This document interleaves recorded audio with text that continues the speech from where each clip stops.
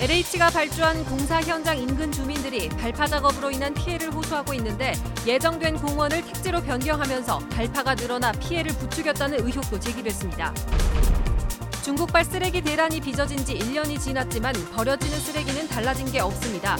쓰레기 발생량뿐만 아니라 음식물 혼합 배출 행위도 좀처럼 줄어들지 않고 있습니다.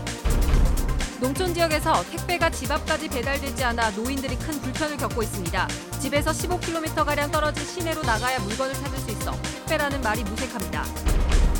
동해안 산불 피해로 시리에 빠진 주민들을 돕기 위해 전국 곳곳에서 따뜻한 도움의 손길이 이어지고 있습니다.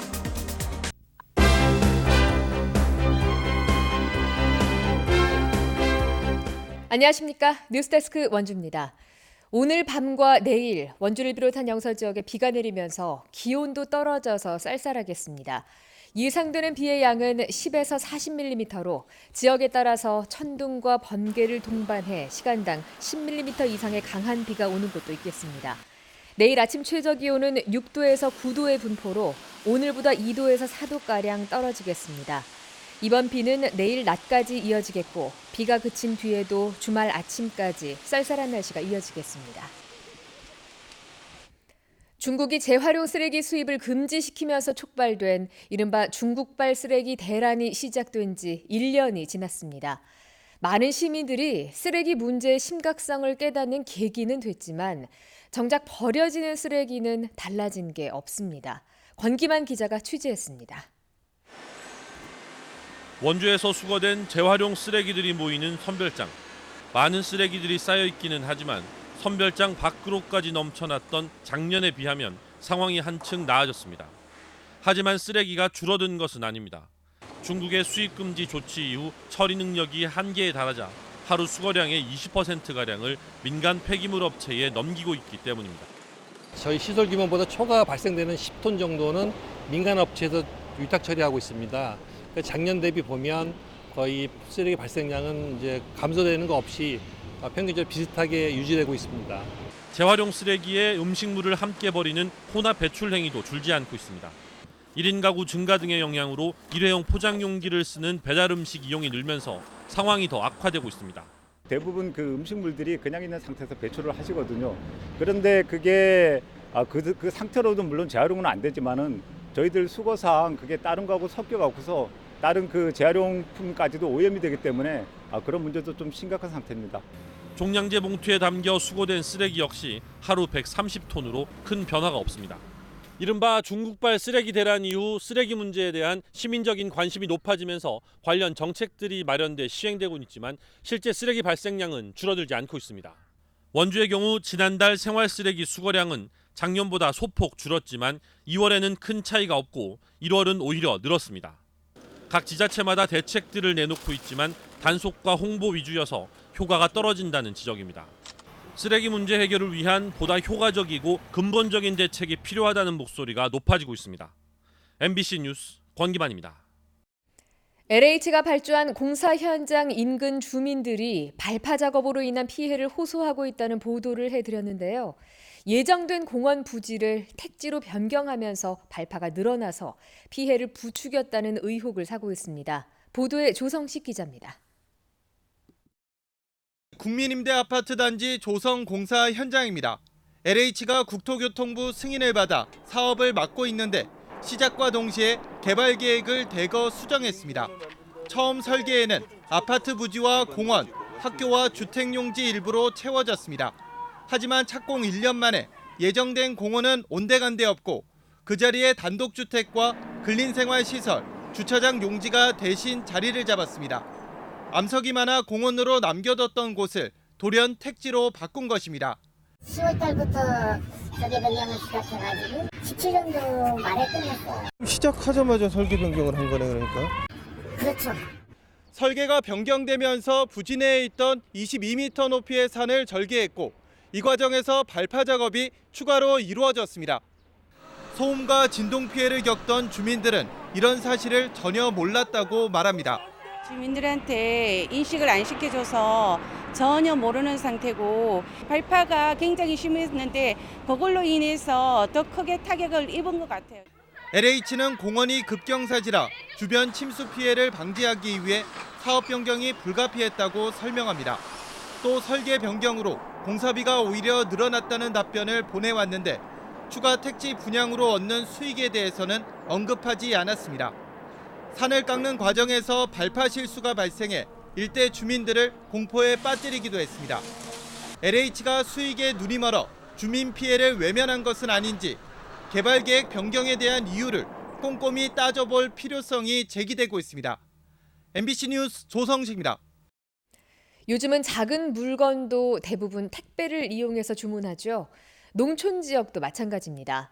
하지만 택배가 집 앞까지 배달되지 않고 15km가 떨어진 읍내로 직접 가지러 가야 해서 노인들이 큰 불편을 겪고 있습니다. 김상훈 기자가 보도합니다.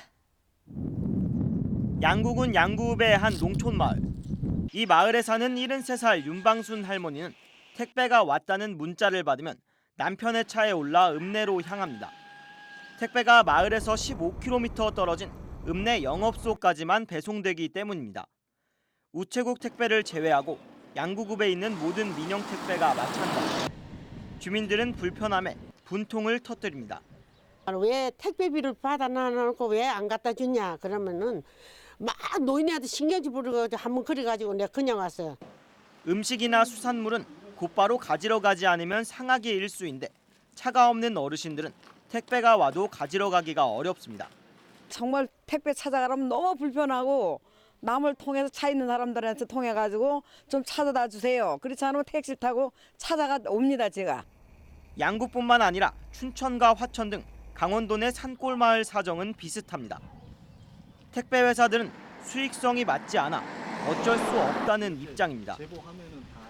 물품 하나당 기사에게 남는 돈이 800원 남짓인데 읍내에서 10분 이상 떨어진 곳은 기름값도 나오지 않는다는 겁니다.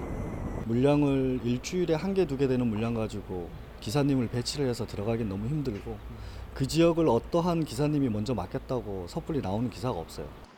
또 택배 요금이 거리가 아니라 물품의 무게와 부피로만 책정되다 보니 농촌 마을 배송을 기사들이 꺼리고 있습니다. 택배 회사들이 거리에 따라 비용을 조절하면 되지만 선뜻 나서지도 않고 있습니다. 결국 마땅한 해결책 없이 산골 마을 어르신들만 택배를 찾으러 읍내까지 나가야 하는 불편이 오늘도 계속되고 있습니다. MBC 뉴스 김상훈입니다. 동해안 산불 피해 주민들을 돕기 위해 전국 곳곳에서 따뜻한 손길이 이어지고 있습니다. 산불 피해를 입지 않은 지역 주민들도 성금 모금과 재능 기부에 자발적으로 참여하고 있습니다. 조규한 기자가 보도합니다. 강릉의 한 초등학교 점심시간, 아이들이 건물 현관에 물건을 펼쳐놓고 알뜰 시장을 열었습니다. 학용품과 인형, 딱지와 머리핀 등 판매 물건도 다양합니다. 이렇게 사흘간 알뜰 시장을 열어 수십만 원의 수익금을 모았습니다.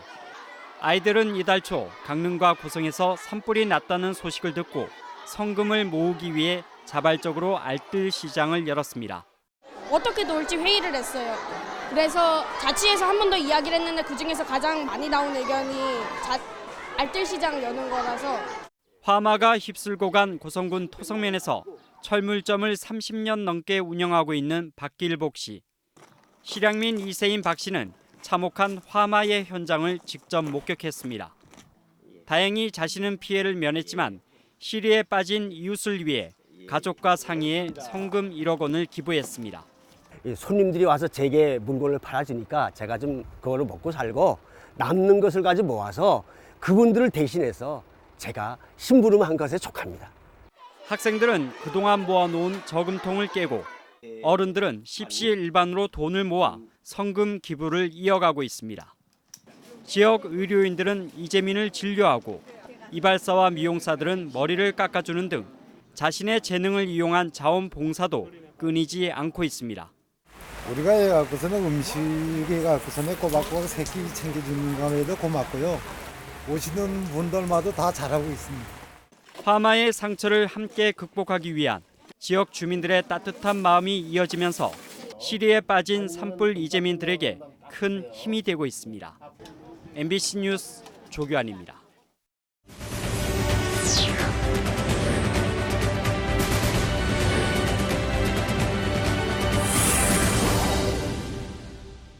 2019 문화도시 원주 예비사업 설명회가 오늘 따뚜 공연장에서 열렸습니다. 이번 설명회는 문화도시 실무위원회와 지역활동가, 시민정책연구원 등이 참여해 2016년부터 진행한 문화특화지역 조성사업의 성과를 공유했고, 더불어 문화도시 예비사업의 방향성을 논의하는 토크 콘서트, 참여형 사업투자 설명회와 미니파티 등으로 진행되었습니다. 원주시는 지난해 12월 문화체육관광부로부터 문화도시 조성계획 승인을 받았고 제1차 법정 문화도시 지정에 도전하고 있습니다. 지난달 교육청 조직 개편으로 신설된 원주 학생지원센터가 지역의 위기 학생을 위한 협력을 강화합니다.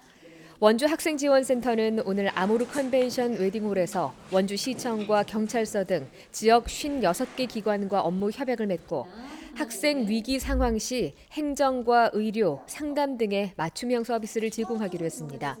학생지원센터는 학업 중단과 가정폭력, 학교폭력 등으로 어려움을 겪는 학생들에게 맞춤형 통합 지원 역할을 하게 되며 학교폭력 사안 처리와 화해 분쟁 조정도 지원하게 됩니다.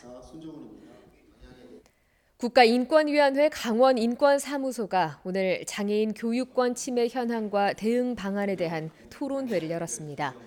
장애인 차별금지법 시행 11주년을 기념해 열리는 이번 토론회에는 장애 학생 학부모와 인권위원회, 교육청 관계자 등이 참여해 도내 장애인들이 교육 현장에서 겪는 차별과 특수학교 설립 반대 상황 등을 사례를 통해 전달했습니다.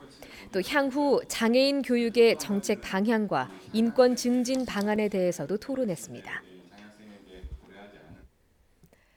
뉴스데스크 원주를 마칩니다. 고맙습니다.